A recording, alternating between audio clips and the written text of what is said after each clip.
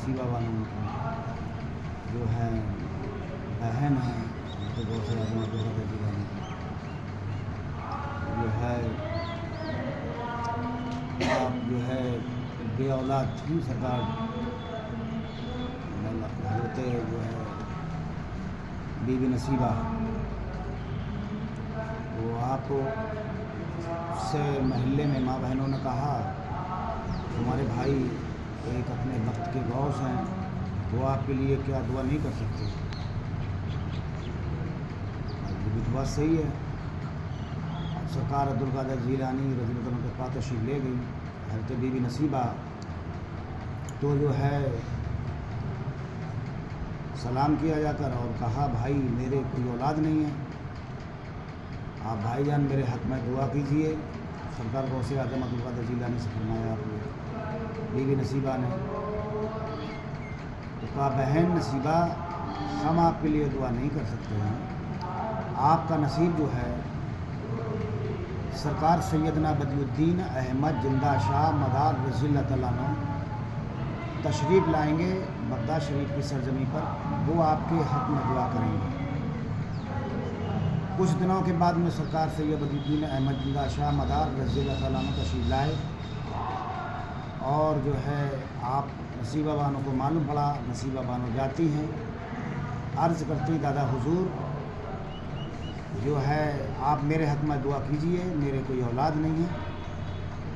तो आपने फरमाया मदार पाक ने, ऐ बेटी नसीबा हम तुम्हारे लिए दुआ करेंगे, अल्लाह तबारक तआला आपको साहिब आप औलाद अता फरमाए, मौला साहिब औलाद बनाए। और जो है लेकिन शर्त मेरी एक है, पहला बेटा जो होगा वो मुझे देना पड़ेगा आपको। कहा ठीक है मैं दादा दे दूँगा जो है पहला बेटा जो मेरा होगा। ठीक है। चंद दिनों के बाद में आप के बेटा हुआ सरकार जमालुद्दीन, और जो है फिर कुछ दिनों के बाद में दूसरा बेटा हुआ। तो आपके बच्चे बड़े हो गए, नसीबा बानो रज़ियल्लाहु तआला अन्हु के काफ़ी अरसे के बाद में सरकार सैयद बदियुद्दीन अहमद जिंदा शाह मदार रज़ियल्लाहु तआला अन्हु बगदाद शरीफ की सरजमी पर पहुंचना हुआ आपका।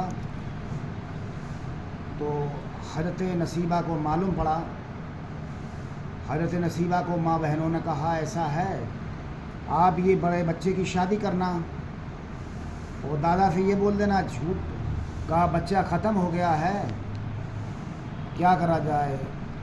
सरकार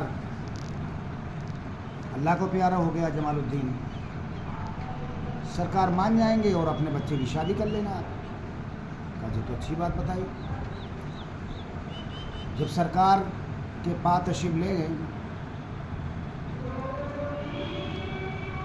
सब कहा दादा हुजूर,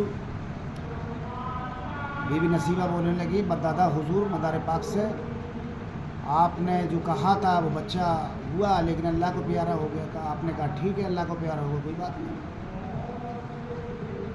जब आप सरकार सैयदना बदियुद्दीन अहमद जिंदा शाह मदार रज़ियल्लाहु तआला अन्हु के पास थे, आई घर पर देखा, काफ़ी दूर से देखा अपने घर का नज़ारा बीबी नसीबा ने। आपने कहा अल्लाह खैर करे, क्या बात है, मेरे मकान पर जो है भीड़ क्यों लगी है, क्या वजह है,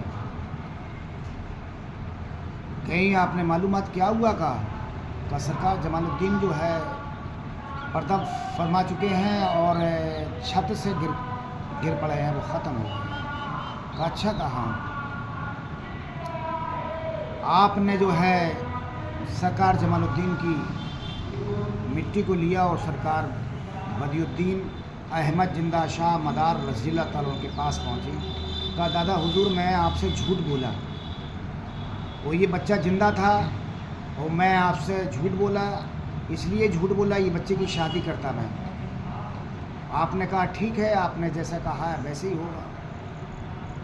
ये बच्चा ऐसे छत से गिर के ख़त्म हो गया। कहा तो कहा ठीक है बेटी ये मिट्टी मुझे दे दो। آپ نے سرکار سیدنا بدیعالدین احمد زندہ شاہ مدار رضی اللہ تعالیٰ عنہ نے مٹی کو لیا، وہ اللہ کی بارگاہ الہی میں دعا فرمائی، اے مولا، اے پاک بے نیاز، جمال الدین کی جو روح جو ہے جنت میں ہے، دوبارہ قلب کے اندر ڈال دے مولا۔ اللہ تبارک تعالیٰ نے جو ہے جمال الدین کی روح کو جو ہے دوبارہ قلب کے اندر ڈالی، جمال الدین زندہ ہو گئے۔ آپ جب زندہ ہو گئے تو پہلے آپ کا نام کیا تھا؟ جمال الدین۔ پھر اس کے بعد میں جمال الدین عرف جان من جنتی، کیونکہ جنت سے روح جو ہے دوبارہ قلب کے اندر آئی تو آپ کے سر پر ہاتھ رکھ دیا۔ سرکار سیدنا بدیعالدین احمد زندہ شاہ مدار رضی اللہ تعالیٰ عنہ نے سر پر ہاتھ رکھا تو آپ نے کہا، ایسے کامل مرشد کے ہاتھ میرے سر پر آیا تو مجھے سر کے بال کٹانا ناجائز۔ اگر میں نے سر کے بال کو کاٹا تو میں نے سر کے ہاتھ ان کے جو ہے مدار پاک کے یعنی اپنے مرشد کے ہاتھ کی بے حرمتی کی، اس لیے میں سر کے بال کو نہیں کٹاؤں گا۔